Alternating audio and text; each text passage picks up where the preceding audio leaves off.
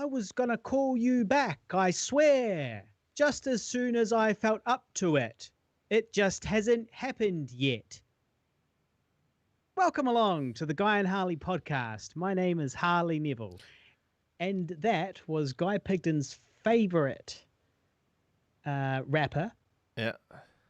The Streets. Fucking the streets. From his song, rapper, from his song Call My Phone. Where he talks. The most famous person to ever talk badly over music, not in time, not in rhythm, not actually rapping, and make millions, hundreds of millions of dollars doing so. Yeah. The most untalented group of all time parlayed that. They actually parlayed their non-talent. Like literally their whole... The man's an inspiration. Their whole thing was their inability to do the things that normal singers / rappers do. And making that a thing. Yeah, well, that's what we should do with our filmmaking. That should be our strategy. Well, so we're still in level 1 lockdown. We've had a couple setbacks in New Zealand. Yeah, we've had some issues. We've had some public outrage. We've had some coincidence recently. And so the big news going around in New Zealand, and this is going to be comical to people that that are living anywhere else in the world, is that there were 2 new cases of COVID-19. There are 2 new cases, but the circumstances surrounding those cases are really what the problem is. Essentially, what happened is these 2 people have flown in. Obviously, we're COVID-free. No COVID's here. No COVID's in New Zealand. Everything's hunky-dory. But of course, we're letting in all the immigrants. We're letting in the immigrants, Harley. It's the immigrants. But it's not. Well, because they were New Zealand citizens. Were they? Yeah. Okay. Yeah, because they all are. We're only letting back Oh, Kiwis, really? We're not actually letting in immigrants? No. Oh, okay. No. So it's not the immigrants. It can't be the immigrants. Those damn immigrants. So... It's their fault. It's the overseas return, the expats. Yeah, it's the bloody expats. Do you want to know who it is? It's those slimy motherfuckers that left us in the first place, and now they come crawling back. Didn't appreciate us. Riddled with disease. They left to go and abandon us to pay taxes to other governments. And then leave New Zealand at the bottom of the world without them in the workforce. And then suddenly now they want to come crawling back. The plague bearers, riddled with fucking disease. They are disgusting. Disgusting expats. Ugh. Yep. So if you're out there, if you're a Kiwi and you're listening overseas, don't even think about fucking coming back. You're not welcome. Right? You're not welcome in our country. You're not welcome here anymore. Yeah. So anyway, these 2 people, these 2 expats. Well, no, hang on. So the people they're letting in are it's people who this is my understanding of it. It's Kiwis that want to return home. Any Kiwi that wants to return home can return home, but they've got to, do the things. And then the other people are special exemptions for like essential workers or people that have received an exemption, such as the Avatar crew. Yeah. Who, they were here to generate hundreds of millions of dollars. The Avatar people are welcome. Expats, no. I'm sorry. Yeah. Don't care. But film crews, come on over. Yeah. Disease-riddled film crews, come on over. But the expats, no. I'm not having a bar of it. Not my country. Not our Kiwiana. But anyway, so basically what happened is these 2 New Zealand citizens came back from the UK, of course. The hotbed of COVID, come back from the... Thanks, Boris. Good one, Boris. What a disastrous policy that he began with. So anyway, they came back over and they were in quarantine. They're in isolation, which everyone has to do to avoid a new outbreak, right? Yeah, and a new clusterfuck. And they were just chilling, minding their own business, but the issue was that they had a dying parent that they needed to see before that parent died. And so they asked on compassionate grounds to be given an exemption to travel from where they were, which was Auckland, to Wellington, which is approximately a 7-hour trip. And they were sent there to essentially see their dying parent. And they, compassionate grounds, they were granted an exemption. You need to press that button, Harley. Yeah. So they're granted this exemption. But here's the twist in the tail, so to speak. So there was a couple of like cock-ups in this isolation situation. So yes, they'd been here for 6 days. One of them had symptoms, decided not to mention that, decided to kind of keep that on the down low so they could get the exemption, exemption is what I understand. So essentially it was like, how you guys feeling? You guys feeling like any COVID-ness, any COVIDiousness? And they were like, no, 100% fine. Feel like $1 million actually. Never felt better. And they're like, got a little bit of a sniffle, a little bit of a cough there. No, not a cough, nothing. Just hay fever, my allergies. But feel 100% fine, ready to drive, several hundred miles to see my dying parent. So absolute feel like $1 million in that. And some also, so that was cock up number one or lie number one, whatever you want to look at it. But you're talking about the two people. Yes. The two women. Yes, the two women. But they didn't know. Like, as in, it sounds like they did everything they were told to do when leaving, and they applied, and the mistake came from the person who approved them. Right. But they hadn't been tested. I was under the impression that and they said, one of them did have mild symptoms at the time. Yeah, and the explanation for that was that this person has a pre-existing condition of some description, which is why they were all right. I'll buy that. Allowed out. I'll buy that. Pre-existing condition. But that is still obviously a fuck up because they had left quarantine without even being tested. Yes, so that was the biggest blunder in this whole thing, is that they weren't actually tested before they were granted this exemption, which is not their fault. And anyway, so they left. They traveled hundreds of miles across the country, may have stopped at some gas stations, whatever. Obviously, the not quite the worst case scenario, because allegedly they're told, to do all the things because this is an exemption. So don't be dumb. Don't go around hugging and kissing people. But apparently she did. Apparently she did hug one person who had helped. They got lost somewhere and they swung by somewhere. Don't do any of that. Did it? They hugged someone. And they admitted to it. Don't high five anybody. But yes, by all means, travel hundreds of miles to see your dying relative. And then obviously it all comes out in the wash. Actually, they haven't been tested. Actually, they've both got COVID. Actually, we've put the whole country at risk again. When we're up in arms, it's a big uproar. We're all mad. We're all mad as hell. We're not going to take it. But, there's definitely some kind of realities to this thing that we as New Zealand need to accept, and everyone's furious with these two women. How could they be so irresponsible? How could they put us all at risk after all the hard work we've done? But it is human to err, and I really do think that the whole concept, like in that how dare they is like, well, what the fuck would you dare if your mum was dying tomorrow? Your mum she's going to die. She's not going to last the week. She's going to die any minute. And you want to say goodbye one last time, and you've been overseas, but you're in lockdown. Of course you're going to apply for compassionate exemption. Of course you're going to want to see them. And of course you're going to do anything to try and see them. Like, maybe even say, this cold coming on is definitely my pre-existing condition.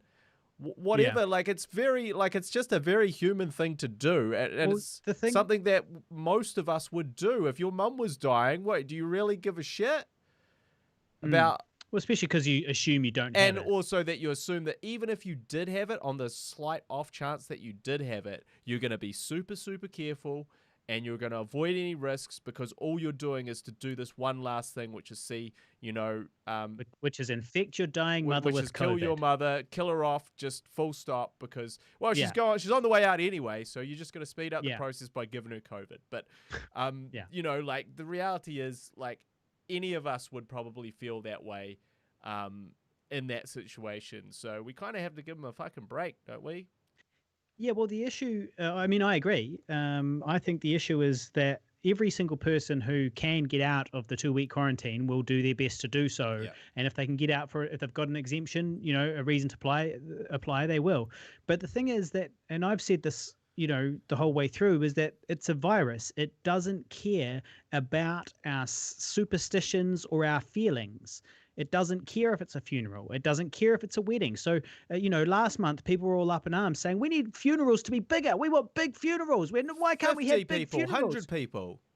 And they were bitching, saying, this was on level 2 when we still had cases, or still had, cases and around. Potential of community transmission.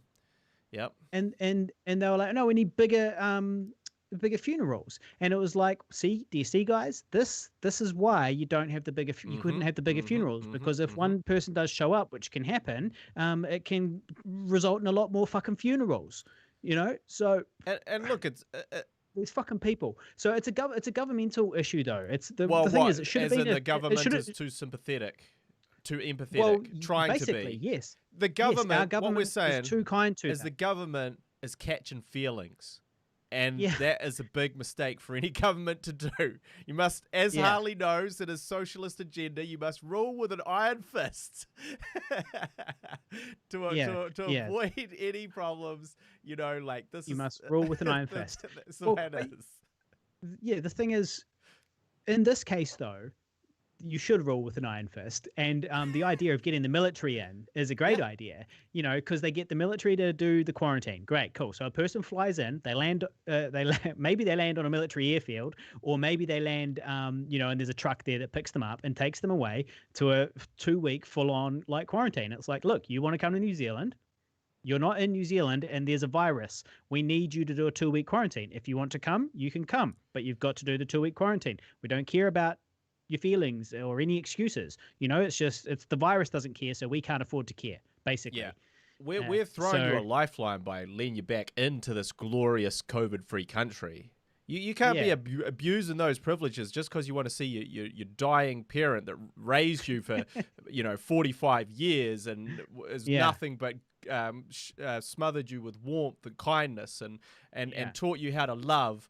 And so that's irrelevant. Well, to the virus, yes. It is to the virus. It's not to me. For me, I have a lot of sympathy. But the virus. You sound like Donald Trump. I have a lot of sympathy. But the virus is a terrible thing. The virus is what doesn't care. It's a tremendous virus. Huge. This virus is huge. It's tremendous. So look, New Zealand is kind of up in arms about it. I've seen a couple of more sensible people in my news feed have said, like, look, guys, just chill the fuck out, really. Yeah. And also I haven't really been whiling out for a while on Facebook. I haven't been whiling out. My last while out was when we came out of level 4 and all the fat cunts were going to McDonald's. So speaking of which, that was the last time I wilded out on Facebook. Speaking of which, I did break the McDonald's seal. I'm not proud to admit it, but I've broken the McDonald's seal. I had a Carl's Jr. Yeah, and I will also just say that this breaking of the seal, I was like, oh, this is tasty, this is good shit. I wish I was one of those fatties that queued up. I would have enjoyed it then too. But I will say that I got a serious, we talk about the McDonald's hangover, which is immediately after you've eaten McDonald's, you're like, oh God, I feel horrible. Yeah. This food is probably not very good for me. Well, I had the full on the next day McDonald's hangover. So I ate that food. I went to bed and I woke up dehydrated, feeling horrible, feeling like a little bit sick, like a true hangover, like I'd been out drinking on a bender the night before. All I'd done is eaten some chicken McNuggets and a triple cheeseburger. I guess your system wasn't ready for it. It wasn't prepared, but it just goes to show you that the reality is when we go fast food is not very good for you, and everyone goes, but if you have it every now and again, it's no big deal. It's like, maybe, but it's still really, actually, really, truly, really bad for you. It's the equivalent of 10 drinks, apparently, according to my body. Yeah. So I actually like legitimately felt lethargic. I was sick. I just felt awful, and so I'm probably gonna not have McDonald's. At least I'll give it at least a week. Well, good. I'll put it off for That's at good least a advice week. for the listeners. Yeah. Now, Yeah, sorry. we should acknowledge the viewers on the live stream right now. Shout out to the live stream viewers. Drop a comment and tell us what you're up to. We've just got you might, if you're watching on the live stream, you'll notice that we have got, if you're a regular viewer, that I have got a new camera, and that I'm looking very HD-ish and slickish. I'm a little bit bright on one side and I'm a little bit close, but overall, it's looking a lot better. It is.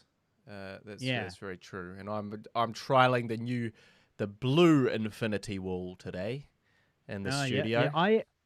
I think it looks good. I'd like to see the other one again without it being all jerky and fucked up, because last week we had the technical issues. Yeah, personally, I think I prefer the grey, but right. Yeah, the grey one. But yes, so yeah, we're upset about this, but this is also a reality that we do have to accept, which is that there probably is going to be a second wave of COVID one way or the other.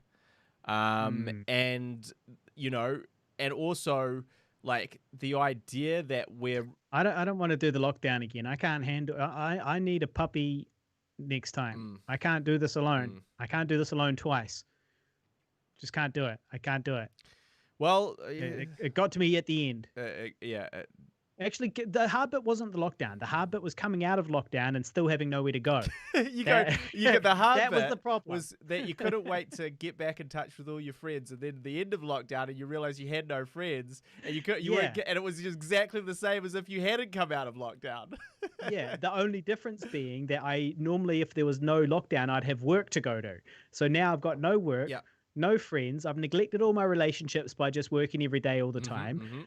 No work, no friends, and now as a result, just nowhere to go. So I just wake up within these four walls and just have nowhere specific to be as a general rule. And that was fine during lockdown. During lockdown, I was like, man, this is sweet. I'll just put my fucking feet up. I don't even I don't have to feel bad about doing nothing. In fact, I can feel good about it because it's literally the government that told me to do this. I'm saving lives. Yep.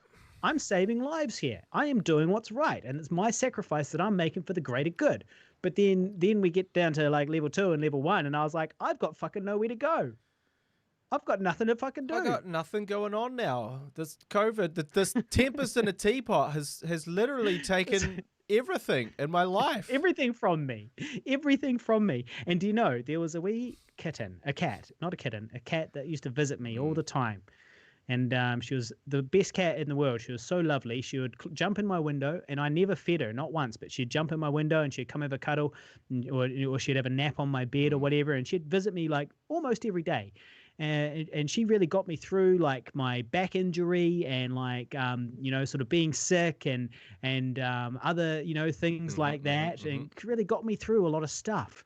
And then as soon as it got to level 3, she disappeared. And it would seem that the people that had moved, as soon as it got to level 3, the people that owned her had moved. And so ever since then, my wee heart's broken. You've really had nothing. Yeah, I'd lost my one comfort.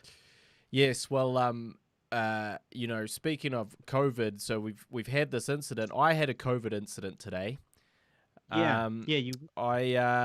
So I went to hospital to get an X-ray because I've got this upcoming operation on my hip, my second hip surgery on the other side, fixed the other side now. And I sort of walked in, I was going to the radiology department. And I was just strolling past, and I went up to one of the receptions, and they're like, oh, it's actually way down there. This isn't the reception for radiology. Just head on down. And I was like, sweet as. So I walk all the way down to the radiology department, and the doors are closed. And there's a sign in front of the door that says, do not enter until someone lets you in. Potential COVID-19 case.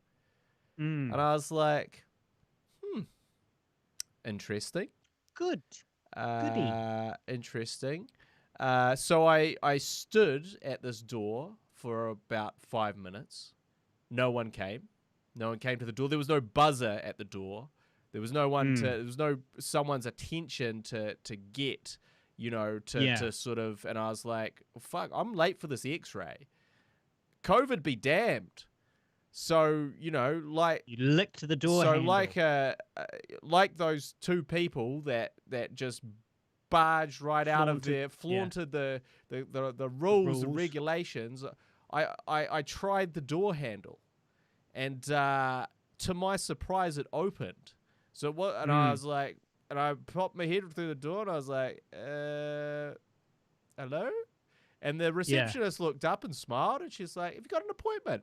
And I was like, yes, here you go. We're not going to mention the sign on the door sort of thing. And she just kind of was like, no, that's all good. And then I was like... So you mentioned the sign. No. So I was just like, I handed her my thing. And then she was like, yeah, if you just want to take a seat over there. And she directed me to this sitting room, which had a chain across it with another sign that said, do not enter potential COVID-19 case.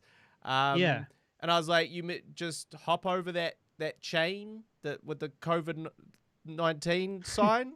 And she was like, yep, just hop over it. Just jump on in there. Jump on into the COVID pen. Why don't you? And I was like, okay. So I did, and eventually they took down the sign and the chain, and I waited a bit longer, and I did then get led to another area where they had some even more serious, like, if you imagine those, it was actually like one of those pandemic movies that you see with like a full-on like chamber, like a COVID chamber, quarantine chamber. And a lady was in there in full PPE gear, like wiping down all the different things, and I was just sitting like 2 meters away from that, just going, hey, that looks pretty cool in there. I'm assuming that I won't be going through that bit. But everyone totally casual, happy as Larry. And then I got let in for my x-ray, which was not through the COVID chamber. The COVID cave. Yeah, the COVID cave, like the cave of trials in Empire Strikes Back that Luke goes into, where he sees himself in Darth Vader when he chops off Darth Vader's head and his head explodes and it reveals that it's Luke and he was fighting himself all along. It's the battle within, the good side versus the dark. Nothing like that. I just went in the other door. Huh. So, Yeah, okay. Well, what concerns me is that... There's a lot of things that concern me about that whole thing, but yeah. Well, the thing that concerns me the most is that I saw you today after that. That's true. You didn't shake my hand, though. I did not. I'm trying to leave handshaking in the old world, although I have already failed at that several times because other people want to usually. I've initiated one here and there, but generally I'm trying to avoid them now. Handshakes, thing of the past. Let's leave them behind. Let's leave, human friendship and sort of body language that implies, a closeness. Let's leave that in the past. Let's forget all about that. Well, because if you think about it, right, you go and you shake some guy's hand, right, and it's like he doesn't open door handles with his penis, right? He doesn't wipe his ass with his penis. He doesn't do anything, all of those types of day-to-day things that might give you COVID and so on. He doesn't do them with his penis. So I'm suggesting that I would sooner shake a man's penis unprotected than shake a man's hand unprotected. I'd come away cleaner. Right. Well, so I'm suggesting that could be let's the new... put that to the maybe test, that's the new shall thing. we? We just start shaking penises. Right. Well, the penis will have COVID as well, Harley. Well, only if he's touched it, since he's touched a door handle. Yeah. So, well, next time you go. Look, I'm feeling like handshakes. Let's leave that in the old world. But I'd be very happy to shake your penis right now, sir. Sir, get your penis out. If you'd like to get your penis out, I would shake that as a gesture of goodwill between us. I'll give that a real good shake, and that'll be a gesture of goodwill between us. So how does that suit you, sir? But yeah, I'm just saying. Brilliant. Yes, I do have a couple of notes here, but I don't know if do you have anything that you wanted to talk about? Yeah, sure. Well, like last time you asked was 2 episodes ago. You asked what day it was of this COVID lockdown and all that stuff. Remember, it used to be day 46 and day this and day that. Yep. I believe. Now, as mentioned, I've been sleeping with Jacinda Ardern, Yes. and Jacinda Ardern said the other day, on June 8th, as I recall, that was day 75. Right. And so by my calculations, today is day 85 of all this COVID stuff in New Zealand since the day one of lockdown, I mean. But maybe I'm wrong.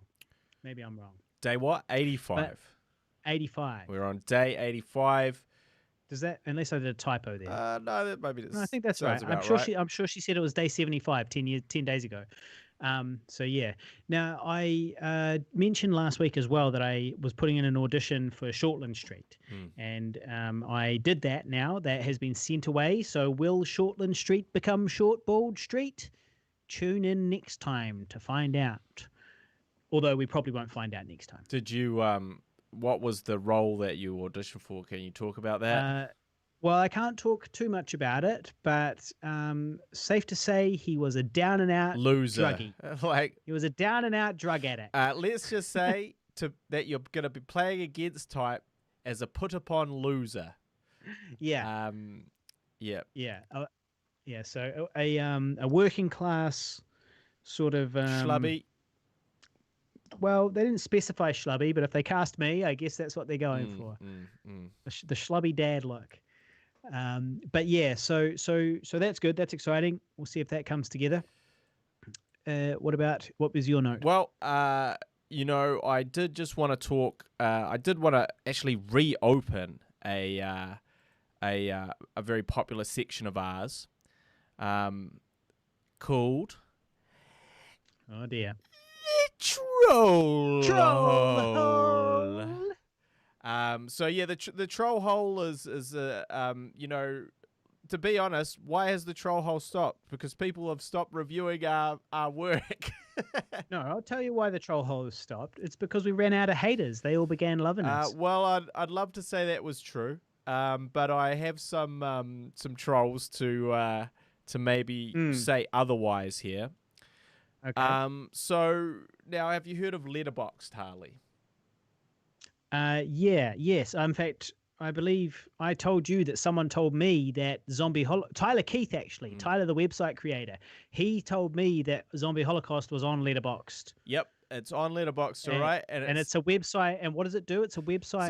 What does it do? So essentially, it's basically you sign in, you start up an account, you watch movies, and then you write a little review of them, and then everyone will see. Do you watch the movies on Letterboxd? No, or you watch. It's just for reviews. It's just for reviews. It's like Rotten Tomatoes. Yes, although like it will link through to all the available places where you can watch that thing. Yep. So you can sort of do everything from there, and then you write a review, and then other people see it. So people should go to Letterboxd right now, and they should search for "I Survived a Zombie Holocaust." Yeah, and then they can go watch it. If you want to watch a 2.5 star film, that's exactly what you should do. Okay, so for any new listeners, I Survived a Zombie Holocaust is our first feature film, written and directed by Guy Pigden, starring Harley Neville. Yep. And we put in 5 years of our life to make this thing. Long years. Yep. And it was our first big break. It was the first time we got funding, big funding, or proper funding to make a film. And it was our first feature film. Well, Guy's first feature film, really. And it came out in 2015. Yep. It's gone all around the world. It's now available, but sometimes it gets reviews like this. Yeah, it's now available. We have made very little money from it. Very little. We were not invited back to the table, so to speak. In terms of we made it through the New Zealand Film Commission, and they did not invite us back after Who didn't? The New Zealand Film Commission. Well, they've invited me back. They've sent you places and me places. in terms of developing, don't blame the I'm film not commission for us blaming the. not making money. I'm not blaming the film commission for not making sales money. I'm not agents. blaming the film commission for not making money. I'm saying they have not invited us back to the table. We have submitted many, many things to them for funding. I mean, actual projects, not to travel somewhere, and over a 7-year period, and they have not invited us back to the table. So look, hey, if you've got a secret project you haven't told me about, Harley, that is currently being funded. No, I just feel like we haven't really applied for that many things. Like we've been rejected the normal amount. Like everybody gets rejected. I mean, we would be rejected the normal amount in the sense of the trajectory of a filmmaker that makes one film with the film commission. Yes, but. No, the film commission are my boys, my homies. I'm real tight. I'm not saying I love those guys. I'm not saying anything bad about them, but I am saying you're saying that they're not giving us any more money. I'm just exactly what I'm saying. So yeah, I disagree. Well, I hope you're right. But so far, you are not. So anyway, I count the $10,000 worth of travel money that they've given us. Well, one was for the zombie film. So we're really only talking about one. But it was extra. It wasn't included in the zombie film. It was something we had to apply for. We applied for and we got it. So, and that's how that worked. And then same again later, I applied to go to LA for the American film market and got it. So I've got a lot of time for those guys. Oh, God, I've got all the time in the world for them. I think they'll. I think they'll continue to invest in us. Well, we just got to come to them with the right project. Well, I'm waiting for a seat. So anyway, they're waiting for a script. Oh, I've given them many scripts. That's I think that's not, don't need to worry about that. But yes. So anyway, we made that in 2015. Put our heart and soul into that. I don't want to say we didn't make a dime. We made a very small amount, which spread over the course of the 5 years of making it amounts to not making a dime. For me, it was almost literally a dime. Well, I made more money from getting paid to be on set at an incredibly low day rate for 5 weeks worth of work on set. That was bigger than the check I got for my percentage I own of the movie. But I only own a little bit of the movie. I will say also that we're not even actually. If you actually talk about the money that we invested back in finishing the film, then we're actually so far in the negative that it's ridiculous. But anyway, labor of love. I made more money from selling the DVDs on the Facebook store, my personal Facebook store. I made more money selling the DVDs, buying and selling them, than I did from my actual cut from owning a piece of cinematic history.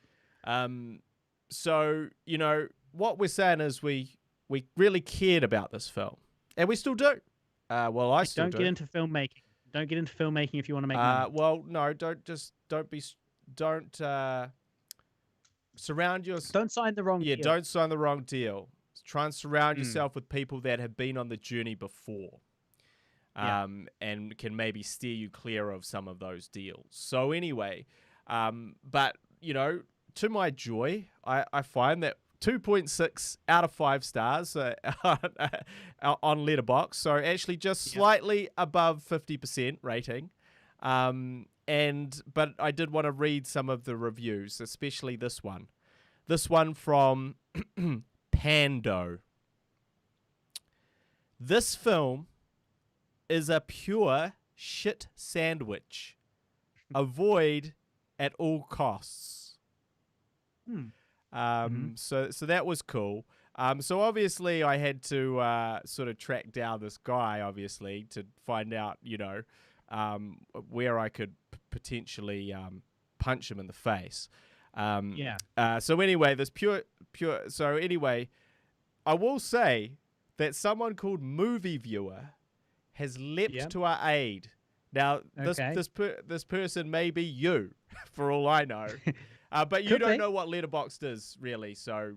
No, I'm sure I was the one that told you that the zombie film was on Letterboxd. Because Tyler Keith told me, which is who I suspect is probably the person jumping to our defense. Probably, but after this Tyler, the website creator. Because you can comment, you can sort of comment on their comments. So this guy Yeah. says, I think you've got things totally wrong here. The film is really funny. Have another look at it when you have the chance. You may start to sense what other reviewers have been saying. Others are saying it's a classic film and that is what needs to be seen. Has a real sense of adventure. Pando. I understood it all right. There were people walking out when it screened at London's Fright Fest on Saturday. That's how bad it was. And that crowd is very tolerable and respectful of films. Movie reviewer. The reality is that your skew is lopsided via the bigger reviews. Just because something doesn't sit pretty with one or two individuals, it doesn't mean it's not a success overall or appreciated for its artistic merits or sophistication or depth at large. The crowd is the general vibe, and what you've touched upon doesn't really grab that. I've seen the film too, and I've also seen a lot of people really like it and highly recommend it. Pando's reply. Cool story, bro. Fucker. All right, Pando. And then he goes, Pando then shares true reviews of this shit film, and then he shares a link to a bad review. Movie reviewer comes back. This film is good and has received 5 out of 5, and those are the ones you should have encountered. 3 absolutely glowing reviews, and he shares a bunch of links. I like it and recommend it also. You may come to sense what others are driving at on their assessments after thinking on it more and getting used to the humor and appreciating the good special effects. Maybe it's different to what you're used to. Well, that's really it. And then Pando replies, "Who are you, the director or the producer?" Right. Anyway, Pando, I just want to say that you, my friend, are the true shit sandwich here. And if I could suggest, you eat a bag of dicks. Thank you, and good night. So I do actually, but that was just obviously that's where we just started off. Now, you should also talk to, well, you should also shout out to this movie review person. Well, he's called movie reviewer. That's what he's called. But look, so shout out. There are people out there that care, and supporters. I do think that's probably Tyler, our friend. And look, nevertheless, to that's counter great. that, we've got some reviews here from Cliff, a zombie splatter comedy from New Zealand, and it's not brain dead. What were they thinking? And with this dweeby tank top and glasses hero Wes and his faltering romance with the only nice and normal woman in a movie, that comparison is absolutely valid. It's not quite as good as Peter Jackson's gory masterpiece, of course. Set during the filming of a low-budget horror flick, the rest of the main characters, self-important director, macho actor, diva female, an overly rugby-obsessed Māori guy, and an overly Teutonic German DP are all caricatures as opposed to the outright cartoons of Brain Dead, to this film's detriment. Also, horror comedies work best when the horror and comedy elements occur simultaneously, whereas much of the first half of I Survived a Zombie Holocaust consists of standalone humorous scenarios. But once all the zombie hell breaks loose, the two sides combine to make a hugely entertaining bloody mayhem. And there's more good stuff here, and there's another 4.5 star review. But that doesn't fit into the troll hole. Oh well, let me just go back to the troll hole. Hold on. Okay. Don't worry about that. Okay, we've got to read some mean ones. People don't care about that. People don't care about hearing how good our film is and how we did a great job. Well, and I how just wanted to say, awesome. They want to hear the 6 people that think it's shit. Oh, don't. There's a lot more than 6. So anyway, I Survived a Zombie Holocaust. Go get it, people. I've just posted the trailer in the chat. This is from Alex Victorine. What the hell was this? I love New Zealand, but this film is not good. But there's more good ones than bad ones. Hold right? on. There's no, more there's good ones than bad ones, right? Full stop. There's more bad ones than good ones? Can I finish? This film is not good. Still hilarious, though. 1.5 stars. So is it hilarious or is it not good? And why are you giving it 1.5 stars if it's so hilarious? But yeah, so but there is some sort of quite a few gems here. I mean, avoid at all costs in full caps. shouting that as a warning. Entertaining enough, but it doesn't half go on a bit. Needed some ruthless editing. 2 stars. Well, guess what, motherfucker? You watched the wrong fucking version. We did do some ruthless editing, and it did. You're right. The American version does go on a bit. What you need is the Australian and New Zealand version. That's the version of I Survived a Zombie Holocaust you want to watch. That's the director's cut. But to be fair, he may have watched that version. There's different versions available to watch through Letterboxd. So it's unclear. So is the Australian and New Zealand version available on Netflix? I mean, on Letterboxd. Well, all the links to all of them will direct you to their respective region. But the thing is, I bet he will be American, because that is exactly the right criticism for that cut. The first cut is too slow. The American cut is too slow. You'll like this one. Yeah, I like all of them. I genuinely thought it was Paul Giamatti on the DVD cover. Trust me, it isn't. Serves me right for not checking. So I guess that means he probably saw the UK version. I think all of these are UK people, because the other guy was talking about Fright Fest, and this guy's talking about Paul Giamatti, but he's probably referring to the UK DVD cover. On the UK DVD cover of I Survived a Zombie Holocaust, they've photoshopped hair onto my head. They've literally photoshopped hair onto my head for no reason, and they've given me black hair. This is from Suede Nizzle. Fucking weird UK people. Suede Nizzle says, random watch, Kiwi zombie horror comedy, solid opening. I laughed 5 to 6 times. Then it turns to shit. That's weird, because normally people think the second half's better than the first. The American accent bit was funny. Also, zombie dick. So he had mostly positive things to say, except for one negative thing, which was that it was shit. Suede Nizzle gave it 1.5 stars. Now, with that review, he gave it 1.5. Well, how can you say 1.5 when you said all those good things? He did. He only zombie said dicks. Solid opening. He laughed 5 to 6 times. Yeah, and then it went all downhill. No, then he says the American accent thing is funny as well. Yeah. He had to go back to pick up something funny that he had forgotten because. Now this one didn't mention it. Is from a certain Rob McGregor. Does that name sound familiar to you, Harley? I do know somebody called Rob McGregor. Yes, me too. I know him as well. What does he say? He says, in which what could have been a brainless zombie comedy plays up a great mix of reverence, and gore with some decent laughs. Well done, lads. But here's where I take a little bit of issue, Rob McGregor. Okay. Nope. 3 stars. 3 fucking stars. Look, if you know us, right? If you know us, like if you've come round to my house on Christmas Day, on Christmas friggin' day, you don't give my film. You've got to give it 5. You don't give my film 3 stars. I will accept not giving it 5 because you're like, look, I can't get too out there. I can't get too outrageous with these ratings. I'm a reviewer. I'm an honest journalist. But that is 100% a 4. If you know us, it's a 4-star situation. 100% a 4-star situation. And the 3 stars, I'm sorry, Robbie, but that is just film snobbishness right there. I'm disappointed in you. You've let the team down. In case you haven't noticed, we're at a 2.6 star rating here, and you can't even deem to give us 4 stars. Film snobbery. Robbie, Christmas Day. How could you? I cooked you up a beautiful meal.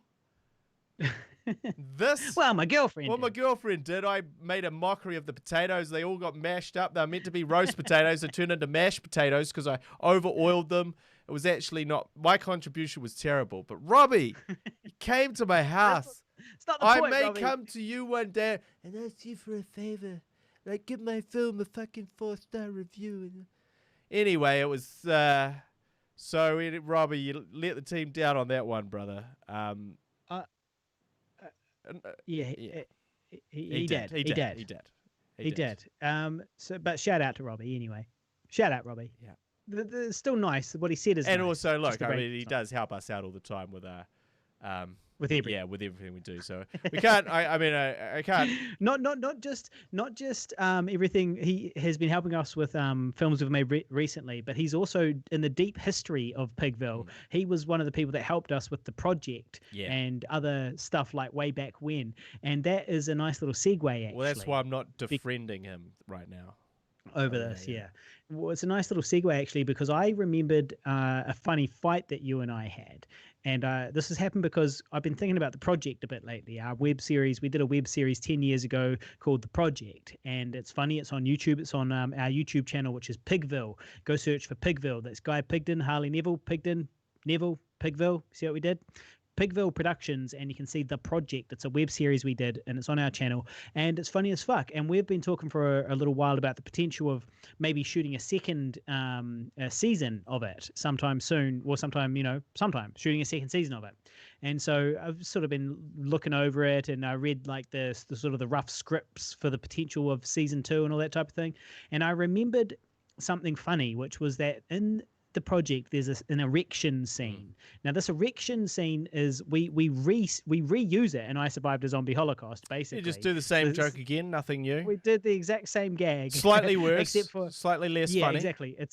I agree. I think it's better. I think it's actually funnier in The Project. But anyway, never repeat yourself. There's a lesson there. Well, we weren't under the same. We didn't have the same pressures during the project, like whereas on Zombie Holocaust we had to, it just was a bit more difficult to make it fit in there, whereas and it was a little bit harder to do, and we had time pressures and all that stuff.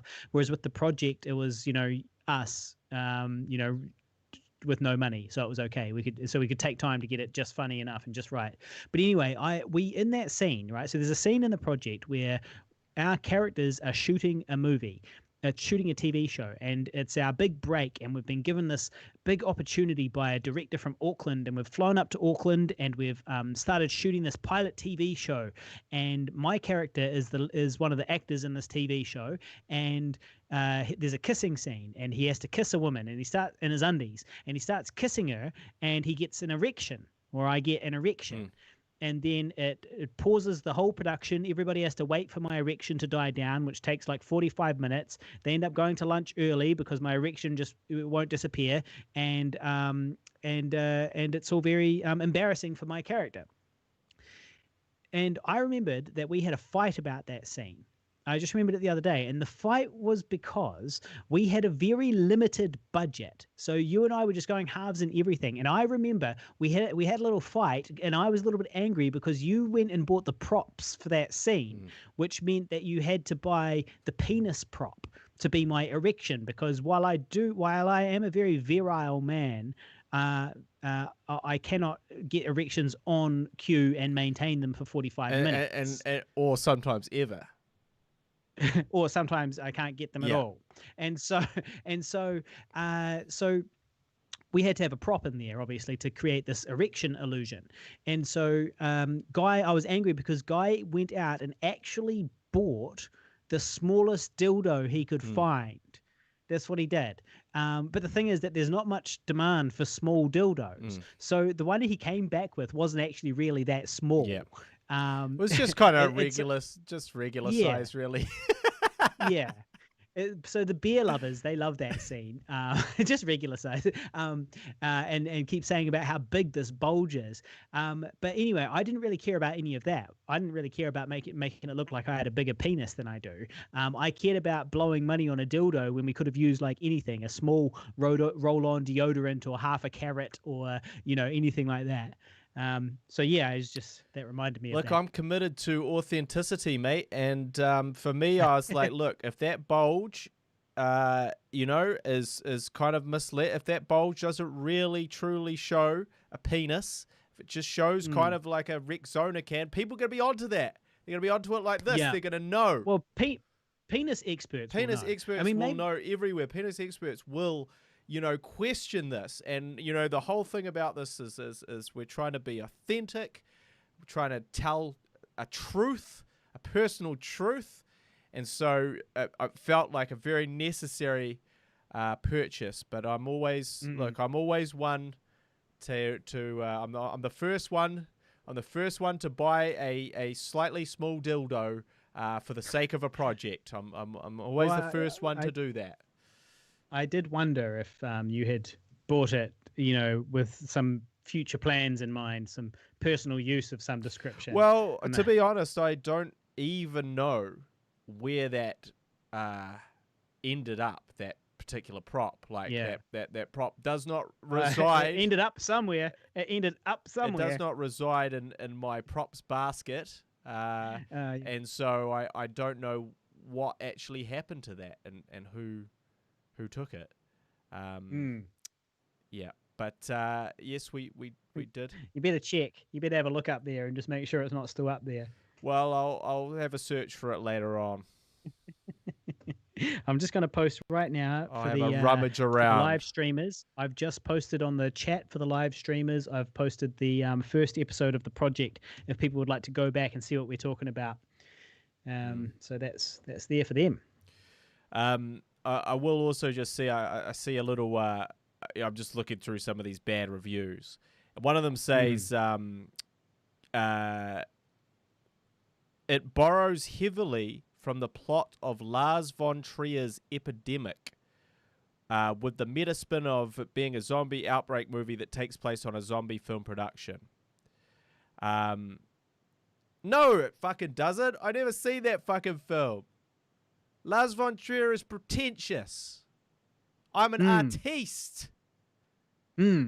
How dare you compare me to Lars Von Trier? How dare you say that I stole something from something? The only film that I've seen of Lars Von Trier is called The Idiots, and it has nothing to do with zombies. So thank you very much, The Nomad, but you're wrong. There we go. That's my. We'll close up that section. There's plenty more for next week, though. Oh, good.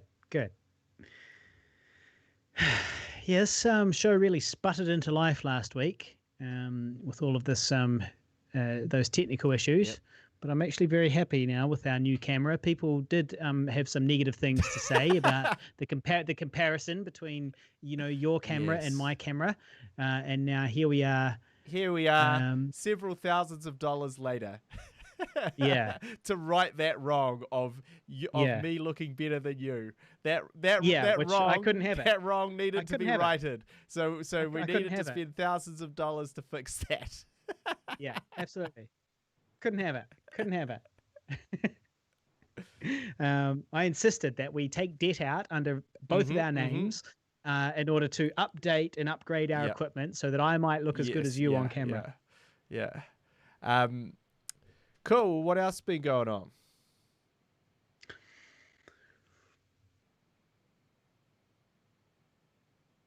Well, that much, huh?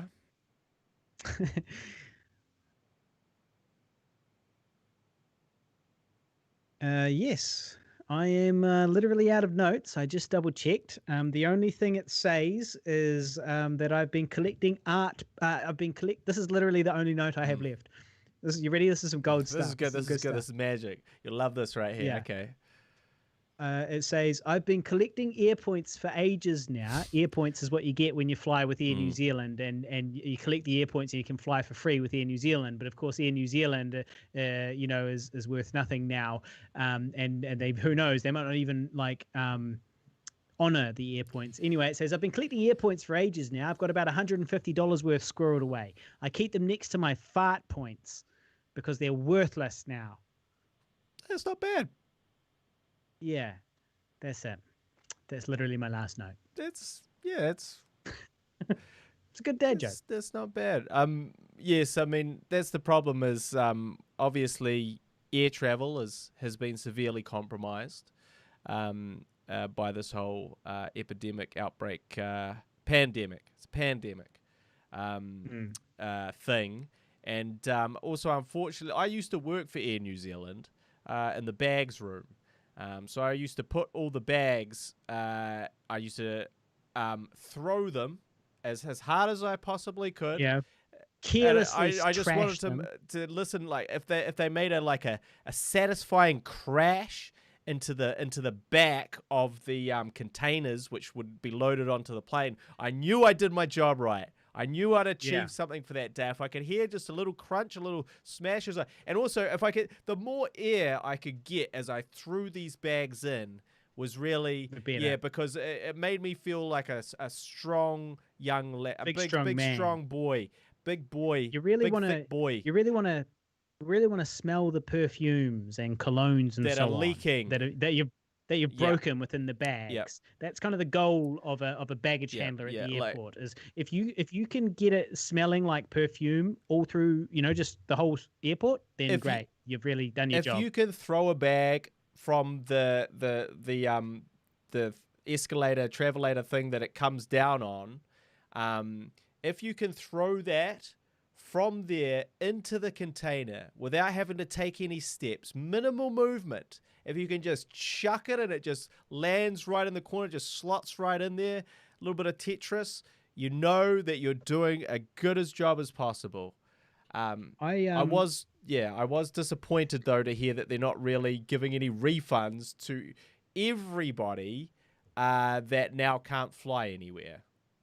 Yeah, they're giving refunds, but it's flight refund, as it's not cash refund. They literally cannot afford to give us back our money because for example, I had a whole bunch of flights booked before this, and it was it was like $1,000 or something worth of flights, but it was work flights that I didn't have to pay for out of my personal money, but it's all been put as credit that's got to be used within 1 year. So it's like, where the fuck do you think I'm fucking flying in the next 12 months? I'm gonna have to be flying just for fun. You know what I mean? Just to use this shit up. And but it's work flying, so I can't really use it for my own personal stuff. So plus I've got my air points, my fart points. I've also heard that some of the pricing of some of those domestic flights within New Zealand are actually quite ridiculous. You'd think that they'd be super cheap. There's good news about that. So Air New Zealand has flights, right? And they're like $250 each way. And you're like, what the fuck? And they're like, well, sorry, we're flying empty planes backwards and forwards, and we've got to cover our, gallons and gallons and barrels of petrol. But then along came Jetstar, that Australian introduced pest, Jetstar, and Jetstar is the competitor, and they have flights at the moment for $45 each way to like Dunedin from Auckland. That's like the length of the country.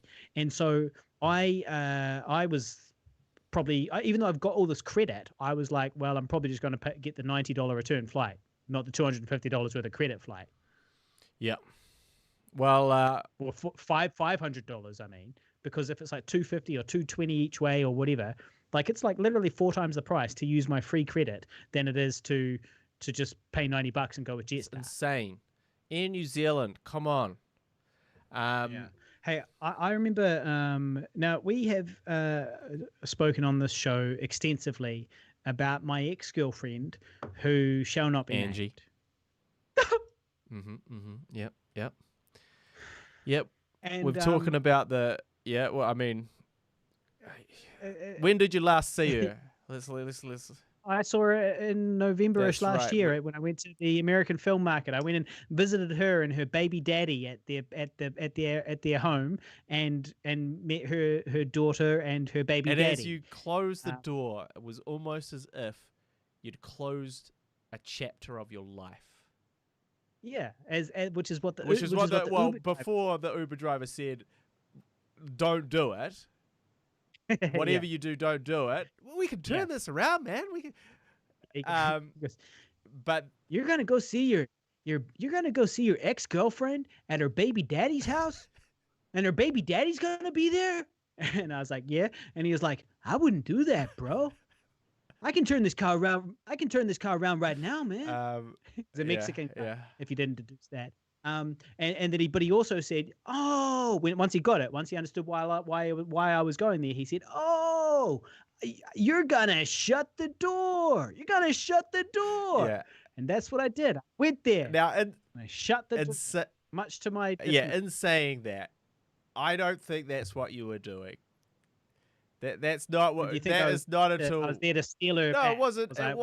It was Operation Flying Sparrow 2. It was Operation Chicken Hawk. Operation. See if there's just that glimmer, that little spark, that little ember at at the bottom of the There was a glimmer. coals, little glimmer. There was a That's glimmer. glint. Guaranteed. But The glimmer and a there was spark. absolutely zero consideration of shutting the door, is what I'm saying to you. Like, your Uber driver definitely took a wrong assumption there. Okay. Yeah.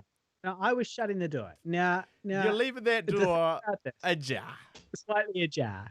I know. Well and truly ajar.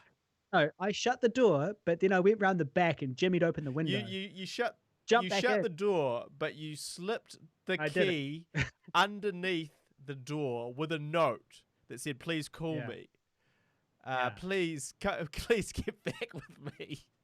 We can forget this crazy LA place, and you can just come back to New Zealand and be free with me. Not just New Zealand, but Dunedin. Come to Dunedin and live in my home, which I'll buy at the bottom of the world. Bring your family with you. Yeah. Just not the whole family. Just not the. Just leave one part of the family behind. but anyway, look. Enough about that. The point is that this guy, this hairy-headed, this tall, handsome, hairy-headed, bald-backed imposter. Yeah. This cuckoo with his cuckoo's eggs. He said, sorry, no, he didn't say anything. I just wanted to say that. He is also been in a film that I have not been in. Now, I found this quite interesting, which is that I've been directed by Guy Pigden, but this guy is also an actor, and he was in a film called Gone Girl. Yeah, little $100 million blockbuster called Gone Girl.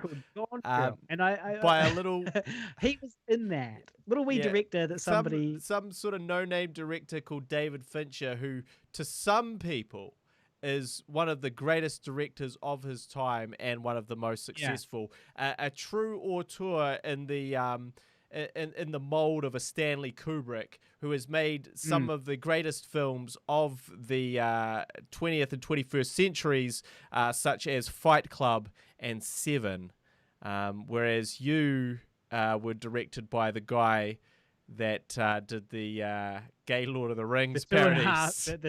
And the 2.5 star zombie film. And 2.6 star zombie film. That was a pure shit sandwich. I don't think anyone reviewed Gone Girl by calling it a pure shit sandwich on Letterboxd. I looked at this guy's IMDb, and I need to rewatch Gone Girl. I think he's only, I assumed he was only in one scene because that's what I saw on IMDb. But maybe he is in multiple scenes. I don't know. It's possible I haven't seen Gone Girl, to be honest. Yeah, it sounds quite possible. But he anyway was it was good. He was a good actor. He did a great job. He did a great job. Did a good job. This $100 million film directed by one of the greatest directors of his time, David Fincher. Apples and oranges. Two different paths, two different levels of success. What's Gone Girl about? A kidnapped girl? No, it's kind of it's basically about this kind of fucked up relationship. Oh, it's Ben Affleck. Ben Affleck. But it was good. It was very good. Yeah. I've seen it. I have seen it. Well, so his name. So she's dating Ben Affleck. That's his name. I forgot his name for a Affleck. second. That's right. It's Ben Affleck. Well, of course, Ben Affleck, the actor who was in Gone Girl. Yeah. In Gone Girl. Yeah. Tall. So. Tall, hairy-headed, bald-backed. Yeah. So I did find it hilarious that you were like, he's been in some dumb things. I don't really, just some dumb, stupid things, like, just real dumb, stupid shit, really. And I was like, well, like what? Some dumb Gone Girl, or just something dumb like that. Gone Girl, like some B film, true. Gone Girl or something. I don't know, something stupid. That's actually a pretty big deal. It's another feather in his cap. But yes. Oh yes. But I'm not sure that he's. I played the game of life and I lost. You played. You gambled. You put off the marriage. I think the marriage and the commitments maybe a little too long in that relationship. Perhaps. or just in my life in general as well, things, perhaps. tip things the wrong Yeah. way. But the door is open ajar. The key is has been slid under. It would never work. There's no possible way that I could ever get back with my ex, and I've accepted it. She is literally on the other side of the world with her baby, living with her baby daddy. I just don't. And then during all of this corona business as well, I just do not see a plausible way that my ex would be moving back to New Zealand. It just doesn't seem plausible. Better the only quality way it of could life. work, right? But what if I move to LA somehow and they break up and I'm there? That might work. That might work. But I just have to go to LA and wait around her suburb until she's ready. The neighboring suburbs in hopes that might happen. Well, to be honest, I feel like it's way better. You're offering her a COVID-free world over here, man. That's a big deal. And also, but you can't steal a man's. You can't steal a man's child. I'm sure it's against the rules to take a man's child to the other side of the world. They always favor the woman in these situations. Right. In custody, always favor the woman. So actually, if she decided it, she's coming over, mate. And guess what? She's coming over to this little slice of paradise, New Zealand, and that's you, brother. The little slice of paradise. That's what they call me. That's what they call me. Well, your camera's gone out again, but I think this is a good time to wrap it up. If we because we sort of don't have anything else to contribute to this podcast. Basically, yeah. But so Gone Girl. So if you want to check out the person that has replaced Harley, I think you may have turned it off there for a second. What happened? I was looking at the live stream feed, which is way out of sync. Obviously, there's a big delay. Yeah. So I fucked that up. Yeah. So anyway. So if you want to check out the person who replaced Harley, go and check out a little film called Gone Girl, available everywhere. You can just guess which one it is. Just look up 5-star films. I'm sure you'll find it. They don't know. They just don't know which actor it is. The thing is, they don't know which actor it is. Well, it's not Ben Affleck. They'll just have to guess. It's not Ben Affleck. We'll give them a hint. It isn't Ben Affleck. We joked about that, but it's not. So you just there is literally only a couple of other guys in it. He's some sort of detective or something. Hell of a good role. David Fincher. There's so many stories he would have. Apparently, he's a very meticulous director, and he likes to do hundreds of takes. There's a new article about that recently. Well, maybe that's why he looks so good. He probably isn't even a good actor. He got 100 takes. Hey, whatever works. It all starts to make sense to me now. Whatever works, So exactly. But I mean, if I was with Fincher, I had 100 takes, I'm sure we'd get something, good. Sure. Well, feel free, like the Hardy Hundy, to look up Gone Girl. Take some screen grabs from the film people you think it and is. send it through to us, and we'll confirm or deny. Yeah, which person it is. But look, it's a fascinating thing to see who replaces you. Sometimes I'm just glad to see that she downgraded, that makes me feel a lot better about myself. To downgrade. I'd feel a lot worse about it if he was like superior to me in every way. In every way. Yeah. So fortunately, she downgraded. She was with this handsome, blue-eyed actor. And then she downgraded to this other blue-eyed, taller, hairier-headed, more bald-backed actor, but it was an absolute downgrade. So look forward to tattoos as well. Like me. We'll look forward to any guesses. I'm probably going to rewatch that film now out of curiosity myself. Yeah. And see. Yeah. I will say he does actually look a little bit like a friend of ours. So you know what he looks like. So you've done some Facebook stalking or something of my ex-girlfriend's baby daddy. I'm friends with your ex-girlfriend on Instagram. And Facebook. So you see him pop up in my life. Like, that's my life, except for it's me. He's where I should be. Yeah, exactly. So I see these photos of the two of them. Hey, that used to be Harley. And I'm like, huh, Oh, so that's the new guy. Yeah, okay, cool. But anyway, I did see one photo, and he did look like a healthier, better looking version of a guy, a friend of ours, and who lives in Wellington. But I was like, it's kind of the spitting image of this guy. If he had taken care of himself rather than lived a life of drunken debauchery, you know what I mean? But he's an actor, so he's got to take care of himself. So yeah, he's acting in big things that are very popular. So you know he can't be caught slacking. No. But anyway, well, he was also very nice to me, and he allowed me into his home and allowed me to it's funny hold his child, which was all very commendable. Yeah, and, like just think. I mean, picture it from his perspective. Yeah, my ex. Oh is, yeah. Yeah, my ex is mate. coming over. My ex is coming over. Can he hold your baby? Yeah, but but this is how. Wait a minute. You want your ex to hold my baby? You want your ex in my house that you were with for 5 years to pop by for a cup of coffee while he's in LA just to see you, totally out of his way, and he's gonna come to my house and hold my baby and give you a hug. Is that what you're trying to tell me? Is that what's going on here? And he's so chill and nice and cool, this guy. And this so, established actor. Yeah, this established... hairy-headed, bald-backed established actor from the Fincher movie. He's also so unthreatened by the possibility of your presence. He is absolutely, he's like, got no worries there. Whatever you want. What, you want to go out for a drink with him? Fucking knock yourself out. You know? Yeah, like just completely unthreatened by you. No, not a hint of jealousy. No jealousy, only love. Yeah. So yeah, that was him. So yeah, cool. Well, we better go, but thank you all for listening and tuning in. Shout out to Tyler Adams on the live stream. We just caught the end. Yep. Hope he's doing all right in the America Civil War arc that's going on at the moment. Yeah. I love this storyline. I'm really following this storyline. It keeps getting crazier and crazier.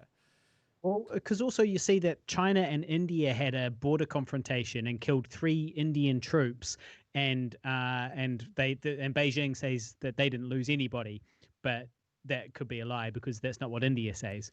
And so they had like a border skirmish because they've got like 2,000 miles of border which is not defined. So it's not like that's your side and this is my side. It's like let's all just continually scrap over this shit. As far as I can see. So you know, how many steps from World War III are we? Not that many. The big staggering juggernaut, which is America, as it slowly falls over. The agile, new, powerful, rich warrior, which is China. And then you've got I guess India would be on the American side, maybe. And then you've got Russia, which would go on the China side. England will do whatever America does, and New Zealand will do whatever England does. So you better get ready because we are going to be killing Chinese people and Russians within what year is it?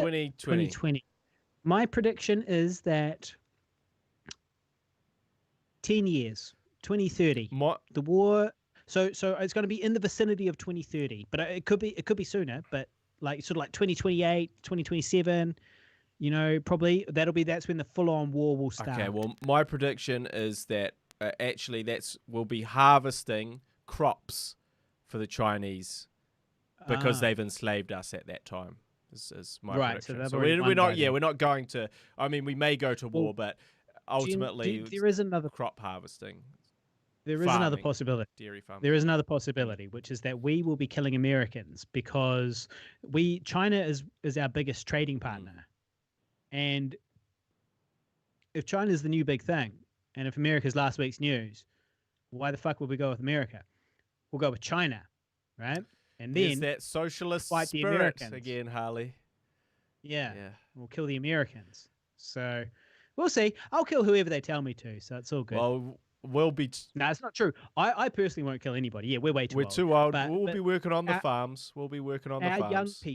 Our young people will kill whoever they're told to. And that's how it works. You know, they're like, you look at like World War II and you're like, holy shit, these people used to be allies and now they're murdering each other. Like Russia and Germany. And it's like the young people involved who are killing people, they don't know any better. They don't care. They get told where to go and told who to shoot at.